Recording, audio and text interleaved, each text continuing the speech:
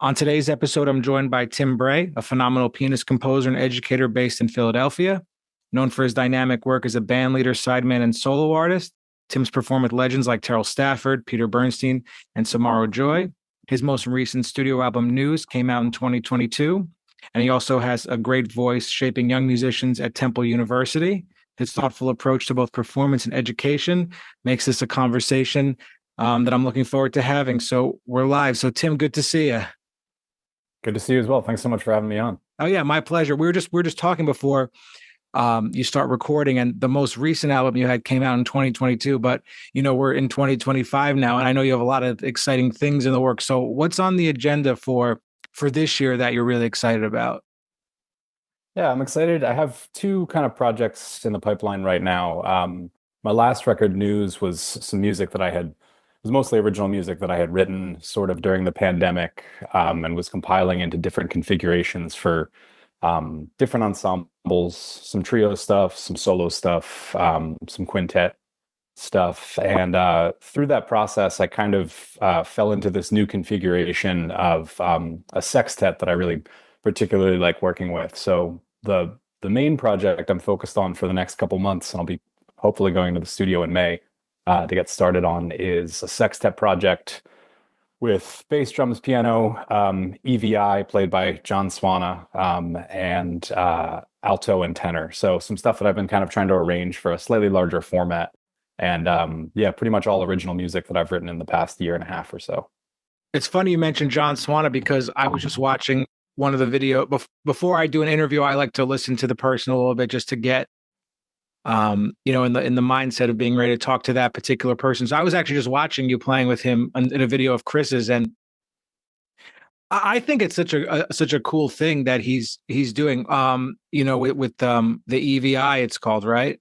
Yeah, Evie for sure. Yeah. Yeah. So I mean, so that's your preference as far as working with him, because it's just I mean, it's such a unique thing that he's doing. Does it bring a different light to the music you're trying to play when it's using that instrument? It definitely does, yeah. And I think for clarity, it's also worth saying that my preference is just John himself. I just Right. love him as a musician. But I love the way that, he's really found a voice on the EV. And I do think that it kind of automatically adds this other element to the music, especially when mixed with acoustic instruments, because it doesn't really become like an entirely electric band. The EV just kind of takes a role as another horn, but then there's this like stratospheric element that John can get to, that is, I don't know, I find it really special. And he's certainly a name when you think about Philadelphia, though, too, right? Absolutely, yeah. When I started playing with him, he was kind of coming, he had some issues with the trumpet, but he was coming back on valve trombone and also then started playing trumpet again. But the EV was always there. And so it's been cool to just have him. We've been working together now for probably over a decade in lots of different configurations. So it's been really nice to like kind of get into a thing and yeah, have him as a part of the ensemble. And Philadelphia has such a rich tradition in terms of musicians who came from Philadelphia. John Coltrane and Lee Morgan, Of just to course. those two. And then you think about like other people like Christian McBride and Joey DeFrancesco, that sort of thing. Yeah. Were the people from that generation musicians you were checking out in Philadelphia? Or I guess I want to know, who were you checking out in Philly when you started making that your musical home? Yeah, I caught kind of the tail end of there was a really legendary club that had been around for many years called Ortlieb's that was in Philly.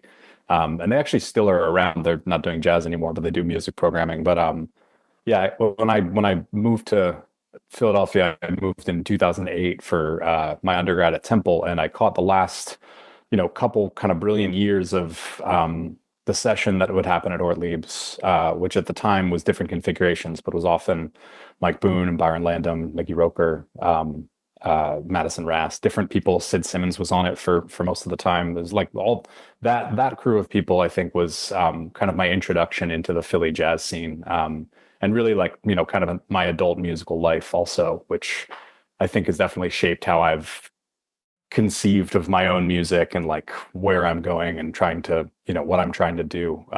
But yeah, the Orleans was kind of a mainstay for a while, and yeah, that was definitely kind of a special, I guess, introduction to the scene for Do you remember the first time you went there to go hear music or play? Like, can you remember that, you think?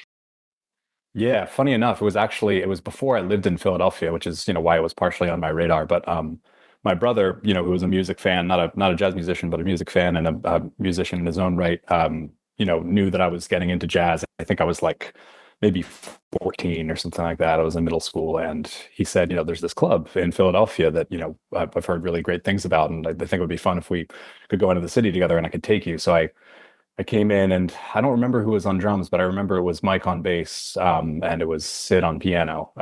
And yeah, I just remember thinking like, as a person who grew up, entrenched in music, but not living in a city, I remember thinking that there was kind of a different energy and something like really special going on that I hadn't really had much exposure to outside of recordings that I loved. So to be able to see that live was like a pretty defining experience for sure. Oh no, I know what you're talking about. Like I remember the first time I ever went to Fat Cat in New York City, and I actually like remember it. Like it's like if I Sure. close my eyes, I feel like it's almost like a similar type of energy where the music is just world class, and there's just a vibe that Yeah. there's no other way to say it. There's just an energy that you feel, and I would imagine that it was might have been very similar to what you're talking about.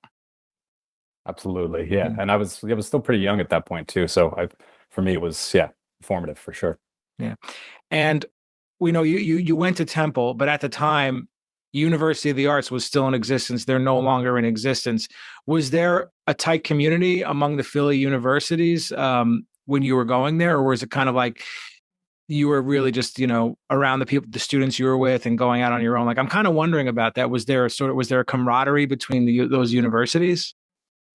I think there was camaraderie and there was also rivalry. I think naturally having like two big music schools in the same city, there's going to be like this sort of unspoken, like there's a downtown vibe, there's a North Philly vibe, Temple and UArts pedagogically, I think for a very long time had some similarities and then also had pretty significant differences too. So I definitely started connecting more with people from UArts as I like moved to different places in Philadelphia. Living in Temple's campus was great, and it was also kind of like insular in a way. So when I moved off campus and when I started like actually spending time around Philadelphia, in the after my first year when I was like kind of making the rounds more, I think I got to meet people through the scene. And that, of course, introduced me to a lot of different kind of people, but especially because of the music, school scene, I also met a bunch of the people from UArts. And you teach there now, right? Yeah, I've been at Temple as of January for a decade teaching, which is a cool. I'm very very pleased to be there. I was actually also at UArts for a while, but I left there maybe 2 years before they closed. Right. So how does it feel teaching at a university that you actually studied it? Is it, I mean, is it a little strange? Is it exciting? Do you feel more like you're able to connect with the students more because you have more of an understanding of what it's like to be there? Um, I'm kind of curious about what you feel about how the mentally it is like just being in that situation. Yeah, that's a great question. It's changed over time for sure. When I started there, it was odd. It was like a strange experience because I was young enough that I still knew people who I had gone to school with who were like ending up, in classes of mine sometimes, which was a little strange.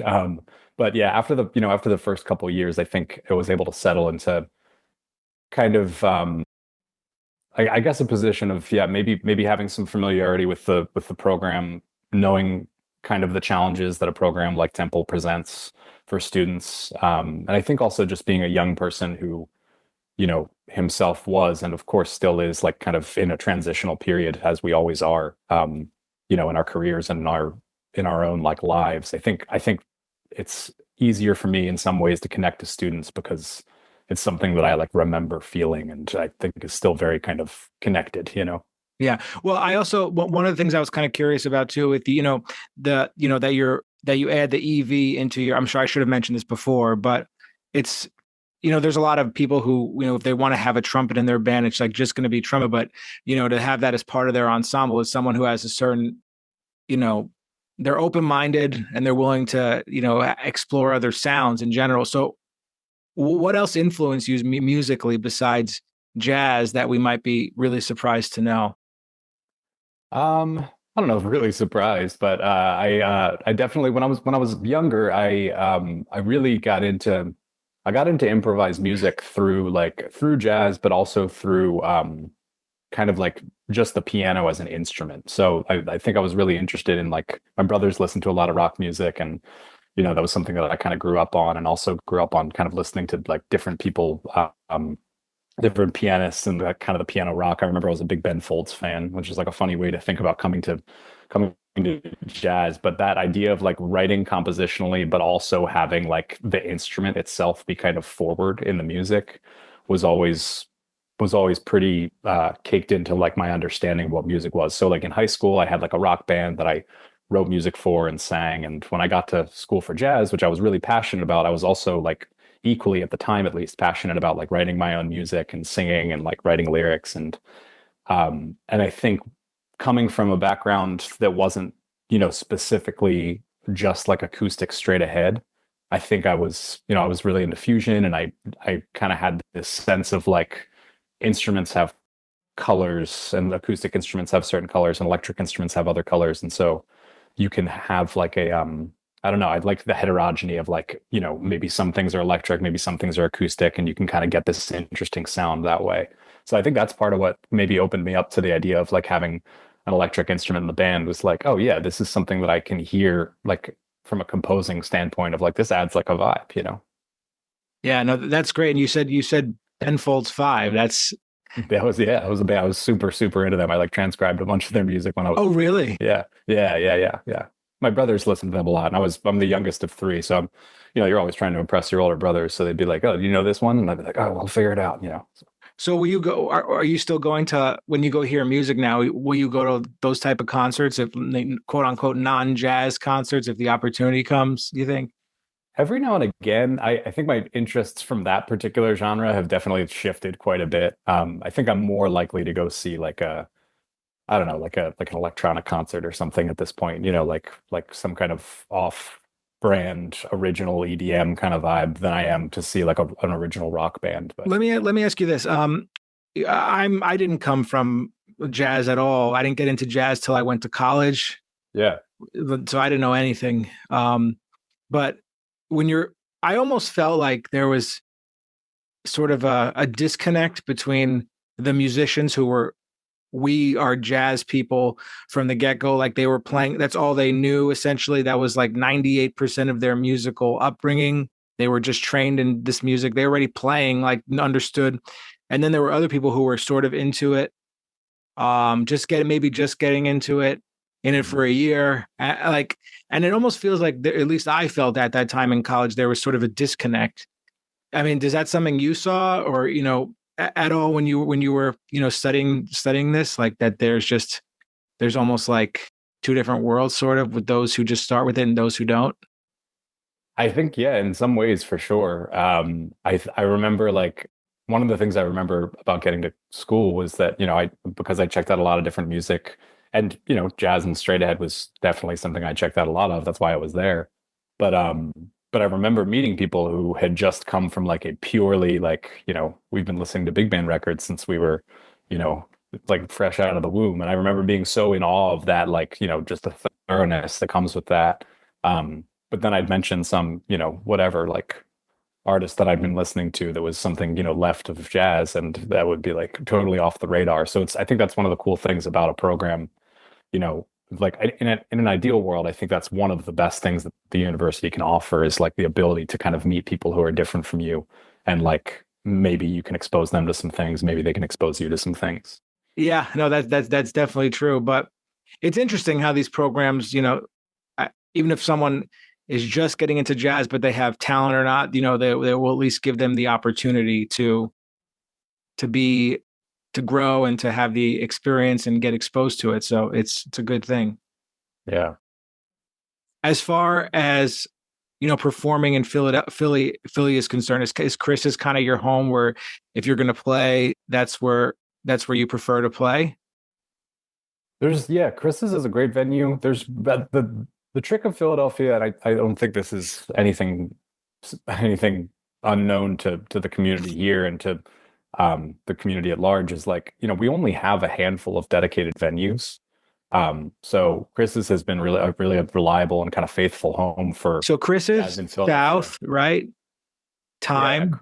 Chris's South. Time. Solar Myth is a relatively newer venue that's been doing kind of more avant-garde programming through Mark Chrisman and Ars Nova.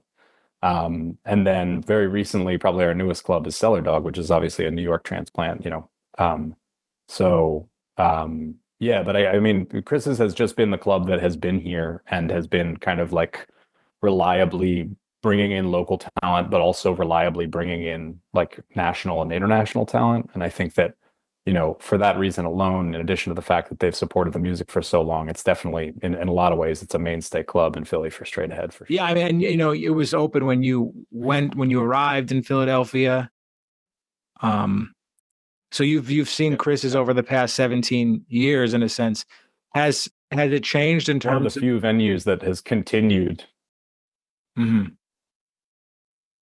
Say that one more time. I think I lost you for a sec. Yeah, we need to just 1 second. I'm sorry, we had a little technical error. And we should be back now. We should be back now, right? Yep. Okay, yeah. So yeah, you've seen Chris's over the last 17 years or so. Have you seen it go through changes in terms of, you know, certain artists they bring in, people that used to play there don't play there anymore? Obviously, you know, you still play there, but have you seen it change? Because 17 years is a long time for a club. Like most clubs don't survive at all. Most clubs are that open, everyone's very excited for, and they're dead within a matter of years. Yeah, no, that's absolutely true.